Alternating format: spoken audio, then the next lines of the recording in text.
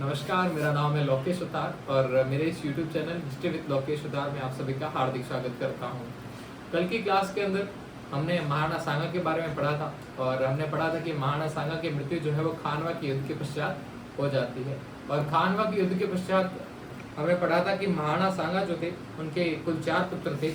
आज महाराणा सांगा से आगे के जो उनके पुत्र थे उनके बारे में चर्चा करेंगे। महाराणा सांगा के सबसे बड़े जो पुत्र थे उनका नाम था भोजराज। भोजराज मीराबाई के पति थे और अल्पायु में ही इनकी जो है वो मृत्यु हो जाती है विवाह के कुछ समय बाद ही। अगले उनके जो पुत्र थे उनका नाम था रतन सिंह। रतन सिंह जो है वो सूरजमल के सामने युद्ध करते हुए मारे जाते हैं। उनके बाद उनके पुत्र जो थे उनका नाम था विक्रमादित्य और उनसे जो छोटे पुत्र थे उनका नाम था उदय सिंह। आज की क्लास विक्रमादित्य और उदय सिंह से संबंधित हमारी रहेगी। अगले सांगा की मृत्यु के पश्चात जो है वो अगले शासक विक्रमादित्य बन जाते हैं, लेकिन विक्रमादित्य एक्चुअली में जो है वो अल्पायु के होते हैं और इसी की वजह से जो है वो इनकी एक संरक्षिका बनती है और इनकी संरक्षिका जो थी इनकी माता ही बनती है जिनका नाम होता है कर्मावती। अब मेवाड़ का जो समय जो था वो सांगा के समय हमने पढ़ा कि बहुत ही ऊंचे लेवल का था। आसपास के क्षेत्रों में उन्होंने अलग अलग क्षेत्रों को पराजित किया और अपना जो साम्राज्य है उसका विस्तार किया। दिल्ली के इब्राहिम लोदी को पराजित किया, मालवा के महमूद खिलजी द्वितीय को पराजित किया। ऐसे में सांगा का जो है वो आसपास के क्षेत्रों में बोलबाला था, लेकिन खानवा के युद्ध में पराजित हो जाने के पश्चात मेवाड़ जो था वह धरातल पर आ चुका था। यूं कहें कि एक तो उनके बाद जो है वो कोई उनका ऐसा बड़ा वारिस नहीं था जो इस गद्दी को संभाल सके। और उनके जो पुत्र जो थे, जिसमें भोजराज की पहले अल्पायु में मृत्यु हो जाना, उसके बाद जो है रतन सिंह का बूंदी के शासक सूरजमल हाड़ा के सामने युद्ध करते हुए मारे जाना, और उसके बाद विक्रमादित्य का जब वे गद्दी पे बैठते हैं तो वे उतना सक्षम न हो पाना या यूं कहें कि अल्पायु हो पाने की वजह से उनकी संरक्षिका जो है वो उनकी माता और उनकी माता कर्मावती को उनकी संरक्षिका बनना पड़ता है। अब मेवाड़ के ऊपर लगातार आक्रांताओं का हमला होता रहा था और ऐसे ही समय के अंदर गुजरात के शासक जो थे जिनका नाम था बहादुर शाह, गुजरात के शासक बहादुर शाह द्वारा विक्रमादित्य या यूं कहें कि कर्मावती पर जो है मेवाड़ पर आक्रमण किया जाता है और पहला आक्रमण 1533 ईस्वी में किया जाता है। लेकिन इस आक्रमण के पश्चात जो है वो एक समझौता कर लिया जाता है और बहादुर शाह को रणथंभौर का दुर्ग दे दिया जाता है। लेकिन वो कहते हैं ना, जब एक भूखे शिकारी को या हम यूं कहें कि एक भूखे शिकारी को जब बार बार लालच दिया जाता है तो वह व्यक्ति जो है वो पुनः लौट कर आता है। उसकी मन की जो तृष्णा है वो कभी शांत नहीं होती, उसे और लालच आता है। ऐसा ही लालच जो है वो बहादुर शाह को आया। जब बहादुर शाह को रणथंभौर का दुर्ग मिल गया तो उसने सोचा क्यों ना मैं चित्तौड़गढ़ के दुर्ग पर भी अपना अधिकार स्थापित कर लूं। ऐसी दशा में 1535 ईस्वी के अंदर बहादुर शाह का पुनः आक्रमण होता है मेवाड़ पर। इस आक्रमण को देखते हुए कर्मावती के द्वारा जो है वो सहायता के लिए हुमायूं को राखी भेजी जाती है। ये सारा घटनाक्रम हमने बहुत पहले सुन रखा है कि कर्मावती जो थी वो हुमायूं को राखी भेजती है और वहीं से जो है रक्षाबंधन का त्योहार प्रारंभ होता है। ऐसे कई सारे छोटे मोटे घटनाक्रम है जो हमने त्योहारों पर कहानियों वगैरह इत्यादि के माध्यम से सुने होंगे। तो कर्मावती के द्वारा हुमायूं को राखी भेजी जाती है सहायता के लिए, लेकिन हुमायूं की जो है वो सहायता नहीं दे पाता है। तो 1535 के अंदर मेवाड़ के अंदर बहादुर शाह का आक्रमण होता है और मेवाड़ का दूसरा साका होता है। मेवाड़ का दूसरा साका 1535 ईस्वी। इससे पहले हम पढ़ चुके हैं कि अलाउद्दीन खिलजी के आक्रमण में रतन सिंह जब मेवाड़ यानी चित्तौड़गढ़ के शासक थे उस समय मेवाड़ का प्रथम शाका हुआ था 1303 ईस्वी के अंदर। अब 1535 ईस्वी के अंदर मेवाड़ का दूसरा शाका होता है और आक्रमणकारी कौन थे? बहादुर शाह। इसी के साथ ही साके के अंदर 2 चीजें होती हैं, एक तो होता है जौहर और एक होता है केसरिया। जौहर तो कर्मावती के द्वारा कर लिया गया, लेकिन जो केसरिया करने वाला था वह केसरिया करने वाला था बाघ सिंह। बाघ सिंह जिसकी उपाधि थी देवलिया दीवान।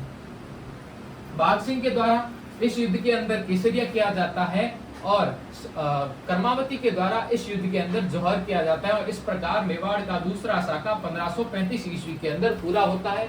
शासक का नाम पूछा जाए तो विक्रमादित्य, आक्रमणकारी थे बहादुर शाह और इसी के साथ ही विक्रमादित्य का जो एक शॉर्ट टाइम पीरियड था वो समाप्त हो चुका था। विक्रमादित्य की मृत्यु के पश्चात अगला एक शासक बनता है जो दासी पुत्र होता है और उसका नाम होता है बनवीर। बनवीर पृथ्वीराज, उडना पृथ्वीराज, याद आ गया होगा। बनवीर जो है वो पृथ्वीराज का दासी पुत्र था और ये अगला शासक बनता है। इसने जो है वो विक्रमादित्य की हत्या कर दी थी। बनवीर के द्वारा विक्रमादित्य की हत्या कर दी जाती है और उसने जो है वो उदय सिंह की हत्या का भी प्रयास किया, लेकिन उदय सिंह की हत्या न कर पाने का एक सबसे बड़ा कारण था और वह थी पन्नाधाय। पन्नाधाय ने अपने पुत्र चंदन की बलि दी, यानी उदय सिंह की जगह जो है वो चंदन को सुला दिया। ये कहानियां हैं वो आपके द्वारा खूब सुनी गई थी कि चंदन की बलि दी थी पन्नाधाय ने, और उसके बाद जो है वहां से उदय सिंह को बचाया और वहां से बचाकर उन्हें ले गई।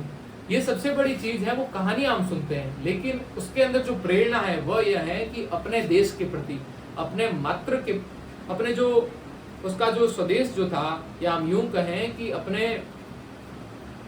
उसने जो है वो अपने राजा के स्वाभिमान के लिए, उनके कुल की रक्षा के लिए स्वयं के पुत्र का बलिदान दे दिया, या यूं कहें कि उसने अपने राजकुल को बचाने के लिए मातृत्व का बलिदान दे दिया और अपने स्वयं के पुत्र की बलि देती हुई दूसरे के पुत्र को बचाया, केवल इसलिए क्योंकि इसकी वजह से उसका जो देश था, उसका जो राष्ट्र था, या उसका जो कुल था, राजकुल जो था, वह संकट में आने वाला था। उदय सिंह को बनवीर से बचाकर कुंभलगढ़ दुर्ग के आशा देवपुरा के पास ले गई। आशा देवपुरा के पास ले गई, जहां पर इनको शरण आशा देवपुरा के द्वारा दी गई। अब होता यूं है कि धीरे धीरे उदय सिंह जो है वो उम्र में उनकी वृद्धि होती है और आगे चलकर जो है वो उदय सिंह के द्वारा बनवीर पर आक्रमण किया जाता है। मावली का युद्ध होता है और मावली का युद्ध जो है वो 1540 ईस्वी के अंदर होता है। इस युद्ध में उदय सिंह की सहायता मारवाड़ के शासक मालदेव के द्वारा की जाती है और इस युद्ध में बनवीर को पराजित कर दिया जाता है और 1540 में पुनः उदय सिंह के द्वारा चित्तौड़ पर अपना अधिकार स्थापित कर लिया जाता है। लेकिन घटनाक्रम कुछ इससे और भी अलग था। 1557 ईस्वी के अंदर हरमाड़ा का एक युद्ध होता है। हरमाड़ा के इस युद्ध के अंदर उदय सिंह और मालदेव आमने सामने हो जाते हैं और इस युद्ध में जो है वो उदय सिंह की पराजय हो जाती है। 1559 ईस्वी के अंदर उदय सिंह के द्वारा उदयपुर की स्थापना की जाती है। उदय सागर झील का निर्माण किया जाता है और मोती महलों का निर्माण करवाया जाता है उदय सिंह के द्वारा। लेकिन सबसे बड़ी बात, इंपोर्टेंट बात यह है कि 1559 के अंदर उदयपुर की स्थापना उदय सिंह के द्वारा की जाती है।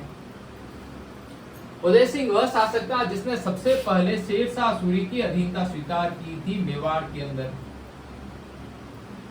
अफगानों की अधीनता स्वीकार करने वाला उदय सिंह था, जिसने मेवाड़ के अंदर सबसे पहले अधीनता स्वीकार की थी शेरशाह सूरी की। इसी घटनाक्रम में जब आगे बढ़ते हैं तो उदय सिंह पर एक और गहरा संकट आने वाला था और वह संकट का नाम था अकबर। अकबर जो है वो एक नीति को लेकर चलता था, सुलह कुल की नीति। वो पहले जो है वो प्रयास करता था कि कोई भी राजा जिस पर वो आक्रमण करना चाहता है उनसे किसी प्रकार से वो सुलह कुल कर ले, यानी उनसे निम्र विनम्र करके वो आपसी समझौते करके उस राजा को अपने अधीन ले आए और समझौता हो जाए। लेकिन जब वो कोई शासक ऐसा नहीं मानता था तब वो वहां पर आक्रमण करता था। यही घटनाक्रम हुआ। अकबर के द्वारा उदय सिंह पर आक्रमण किया जाता है। वह समय जो था वो 1568 ईस्वी का था जब अकबर के द्वारा उदय सिंह पर आक्रमण किया जाता है।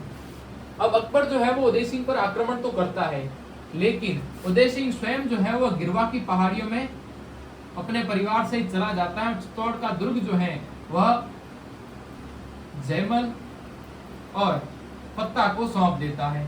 जयमल और फत्ता को जब ये दुर्ग सौंपकर उदय सिंह स्वयं जो है वो गिरवा की पहाड़ियों में चला जाता है। होता यूं है कि अकबर लगातार घेरा डाले हुआ था, प्रयास कर रहा था, किसी न किसी रूप से वह चित्तौड़ के अंदर चित्तौड़गढ़ के दुर्ग के इस घेरे को तोड़कर अंदर प्रवेश करना चाहता था, लेकिन उसे अभी तक कोई सफलता नहीं मिली थी, क्योंकि वहां पर बहुत ही कुशल या यूं कहें कि नेतृत्व करने वाले दो सेनापति जयमल और फत्ता नियुक्त थे। लेकिन एक दिन होता यूं है कि दुर्ग की कच्ची दीवार या यूं कहें कि दुर्ग की जो टूटी दीवार थी उसका मरम्मत करवाने के लिए जयमल वहां पर खड़े थे और मरम्मत करवा रहे थे। तभी अकबर की बंदूक संग्राम से चली गोली से जयमल जो है वो घायल हो जाते हैं। उनके पैर में, दोनों पैरों में गोली लग जाती है और वहां पर वे घायल होकर गिर जाते हैं। ऐसी दशा में अंदर जो है वो माहौल जो है वो थोड़ा गड़बड़ाने लगा था, क्योंकि जयमल उस समय पत्ता के भी यूं कहें कि एक सहयोगी थे और जोश था उनमें। लेकिन जयमल के घायल हो जाने की वजह से अब धीरे धीरे मेवाड़ की जो सेना थी वो कमजोर पड़ने लगी थी, या वो घेरा जो था वो कमजोर पड़ने लगा था। अकबर के द्वारा 2 सुरंगों का निर्माण करवाया गया जिनमें बारूद भरा गया, और उस बारूद को जब ब्लास्ट किया गया तब चित्तौड़ की दीवारों के अंदर जो है वह दरारें आने लगी थी। और बाद में उस घेरे को टूटने की आशंका की वजह से बाद में इन दोनों सेनाओं के बीच में युद्ध होगा। जयमल जो घायल थे उनको उन्हीं के भतीजे कल्ला जी के द्वारा अपने कंधों पर बिठाया जाता है और अपने कंधों पर बिठाकर कल्ला जी जो थे वे युद्ध करते हैं। इसी वजह से कल्ला जी को 4 हाथों वाला देवता कहा जाता है।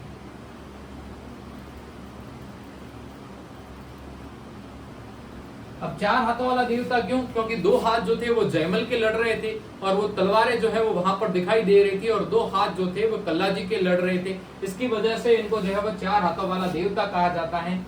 यह तारीख थी 25 फरवरी 1568 की, जब मेवाड़ का तीसरा साका होता है और इसके अंदर जौहर जो है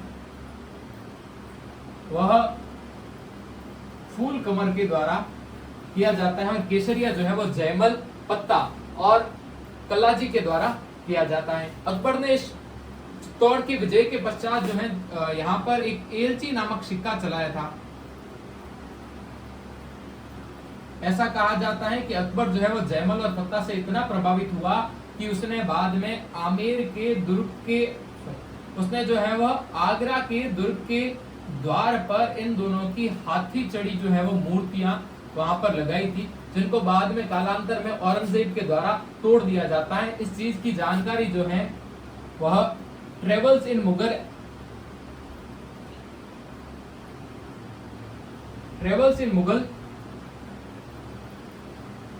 एम्पायर, इस पुस्तक से इस चीज की जानकारी मिलती है, जो कि ट्रेवल्स इन मुगल एम्पायर से इस चीज की जानकारी मिलती है। और उसमें ये कहा गया कि अकबर जो थे उनके द्वारा आगरा के किले के द्वार पर जो है वो हाथी चढ़ी मूर्तियां लगाई गई थी जयमल और पत्ता की।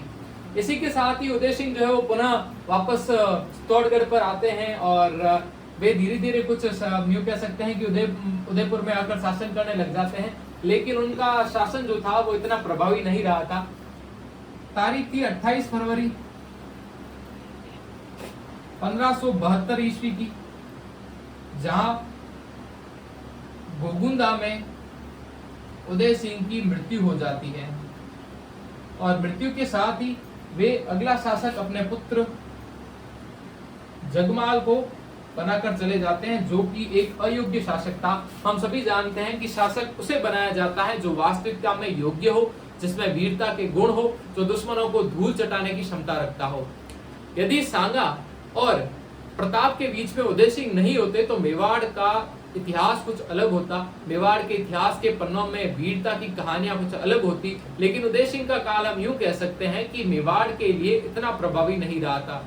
जो मेवाड़ अब तक अपनी वीरता के लिए जाना जाता था, जो मेवाड़ अब तक अपने दुश्मनों या आक्रमणकारियों को धूल चटाने के लिए जाना जाता था, लेकिन वास्तविकता में उदय सिंह के काल में ऐसा कुछ नहीं हुआ। उदय सिंह पहले तो मालदेव से पराजित हुए, बाद में शेरशाह सूरी की अधीनता स्वीकार करना और बाद में अंत समय में अकबर के द्वारा युद्ध में पराजित हो जाना और मेवाड़ का तीसरा साका होना। ऐसी दशा में उदय सिंह का काल जो था वो इतना प्रभावी नहीं रहा था। उनके बाद अगले शासक जो है वो महाराणा प्रताप बनेंगे और अगले वीडियो के अंदर हम हमारे शिरोमणि या यूं कहें कि हमारे राजस्थान की आन बान शान महाराणा प्रताप के बारे में पढ़ेंगे। तो यदि आपको वीडियो पसंद आया हो तो इस वीडियो को लाइक करें, चैनल को सब्सक्राइब करें और कमेंट करें। धन्यवाद।